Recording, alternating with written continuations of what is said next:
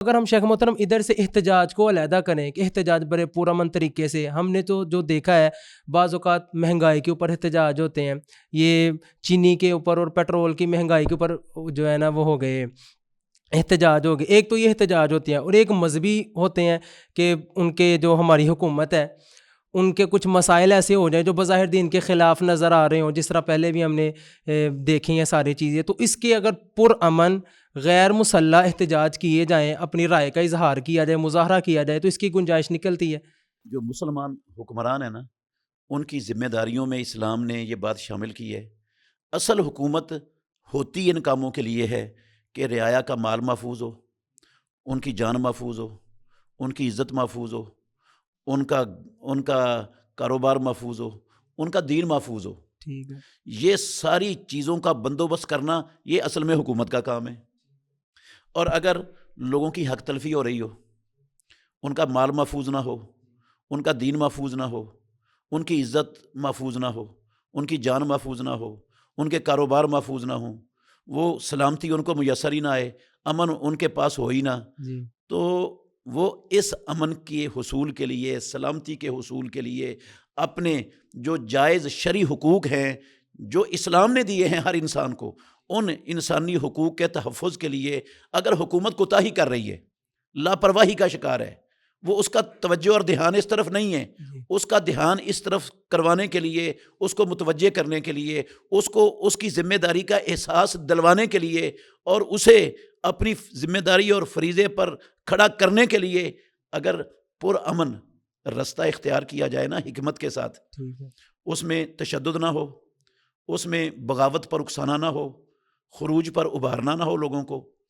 اس میں گالی گلوچ نہ ہو، اس میں قتل و غارت نہ ہو، اس میں لوگوں کی املاک کو نقصان پہنچانا، جلاؤ گراؤ نہ ہو، اس میں تخریب کاری کے عناصر شامل نہ ہوں.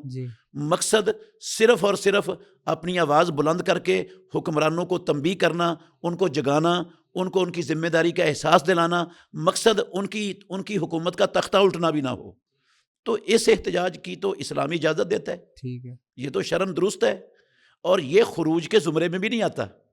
ہمارے معاشرے میں کئی ایسے لوگ بھی ہیں جو اپنے آپ کو علم والا سمجھتے ہیں، لیکن وہ جو تنقید ہوتی ہے، تنقید حکمران پر، بسا اوقات اس کو بھی وہ سمجھ لیتے ہیں کہ یہ کیا ہو رہا ہے، خروج ہو رہا ہے. جی. اگر وہ احتجاج کر رہے ہیں اور پرامن احتجاج کر رہے ہیں اور اس میں کوئی خرابی نہیں ہے، نہ کوئی اخلاقی خرابی ہے، نہ کوئی قانونی خرابی ہے، قانون کے تقاضوں کو بھی پورا کر رہے ہیں، شریعت کے تقاضوں کو بھی پورا کر رہے ہیں، اخلاقی اقدار کو بھی انہوں نے سنبھالا ہوا ہے پورا، اور ان ساری چیزوں کے اندر رہ کر احتجاج کر رہے ہیں، تو اس پر بھی خروج کا فتویٰ لگا دیتے ہیں کئی.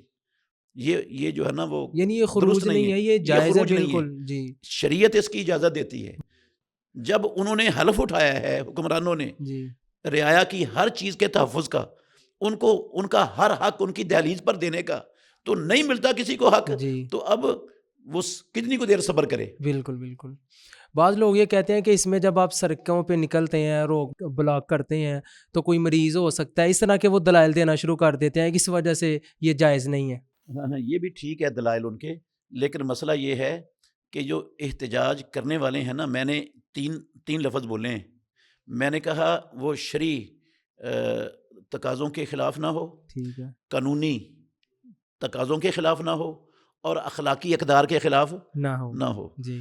تو یہ جو ہے نا خام خواہ رستہ روکنا، یہ تو اخلاقی طور پر غلط ہے، اور شرعی طور پر بھی غلط ہے، اور قانون بھی اس کی اجازت نہیں دیتا. جی. تو راستہ نہیں روکنا، ایسے طریقے سے احتجاج کرنا ہے کہ آپ کی آواز بھی پہنچ جائے، اور آپ کے احتجاج سے عوام الناس کے حقوق متاثر. آپ حقوق اپنے لینے کے لیے ہیں یا لوگوں کے حقوق طلب کرنے کے لیے آئے ہوئے ہیں؟ بالکل. لوگوں کے حقوق نہیں طلب ہونے دینے، لوگوں کے حقوق کا بھی تحفظ کرنا ہے، اپنے حقوق کا بھی تقاضا کرنا ہے، اور ان حدود کے اندر رہ کے کرنا ہے. ٹھیک.